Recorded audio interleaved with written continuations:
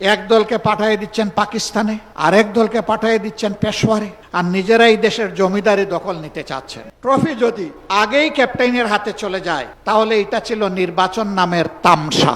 আন্দোলন চলবে সংসদে, আন্দোলন চলবে রাজপথে। নাহিদ ইসলাম বলেছেন একসময় রাজপথ আর সংসদ প্রয়োজনে একাকার হয়ে যাবে। রাজপথ আর সংসদ একাকার যেদিন হয়ে যাবে সেদিন বালুর বাদ দিয়ে নদীর জোয়ার, সমুদ্রের জোয়ার থামাতে পারবেন। ফ্যাসিবাদীরা বিভিন্ন ন্যারেটিভ তৈরি করে, বয়ান তৈরি করে জাতিকে বিভক্ত করেছিল। আর আপনারা নির্বাচনের আগে বলেছিলেন আমরা নির্বাচিত হলে, সরকার গঠন করলে সবাইকে নিয়ে আমরা সরকার গঠন করে দেশ চালাবো। এখন আপনারা কি করছেন? এক দলকে পাঠিয়ে দিচ্ছেন পাকিস্তানে, আরেক দলকে পাঠিয়ে দিচ্ছেন পেশোয়ারে, আরেক দলকে পাঠিয়ে দিচ্ছেন আরো কোনো দেশে, আর নিজেরাই দেশের জমিদারি দখল নিতে চাচ্ছেন। মনে রাখবেন, জুলাইয়ের দুইটা স্লোগান ছিল বড় শক্তিশালী। একটা ছিল উই ওয়ান্ট জাস্টিস, আরেকটা ছিল দেশটা কারো বাপের নয়। দেশ বাংলাদেশের জনগণের। আধিপত্যবাদের দূষরদেরকে তাড়া দেখিয়ে শত শত আলিম উলামা বুকের তাজা রক্ত এবং জীবন দিয়ে এই দেশবাসীকে জীবন এনে দিয়েছেন। আমরা সেই আলিম উলামার সাথে বিশ্বাসঘাতকতা করব না। আমরা গভীরভাবে আস্থাশীল, ইনশাআল্লাহ আমাদের নয় জনগণের বিজয় হবে ইনশাআল্লাহ। যেই 70% জনগণ ফ্যাসিবাদের বিরুদ্ধে দৃঢ় অবস্থান নিয়েছে গণভোটে হ্যাঁ বলে, সেই জনগণের বিজয় হবে। নতুন করে কেউ ফ্যাসিবাদ কায়েম করতে গেলে তাদেরকে অনুরোধ করব, নিকট অতীতের যাদেরকে এখন বুকে টেনে নিয়ে আপনারা এই নির্বাচনের বৈতরণী পার হয়েছেন, যাদের হাতে পায়ে ধরে ইঞ্জিনিয়ারিং করে ক্ষমতায় এসেছেন, তাদের পরিণতি থেকে শিক্ষা গ্রহণ করুন।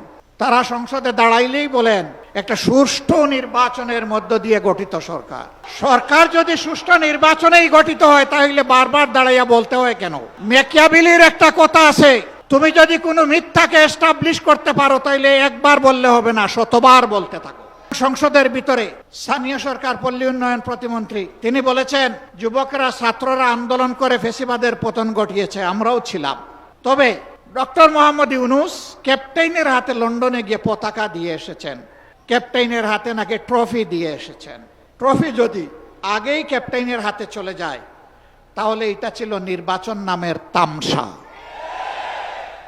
তারা স্বীকার করে নিচ্ছেন মৌলানা মামুনুল হক সংসদে গেলে কি হতো, যা হতো এর ভয়েই তাকে আটকে দেওয়া হয়েছে। কয়দিন, কতদিন আটকাবেন? ইনশাআল্লাহ দেশপ্রেমিকরাই বাংলাদেশ আগামীতে পরিচালনা করবে ইনশাআল্লাহ। জীবন যাবে কিন্তু মাথা নত করব না ইনশাআল্লাহ।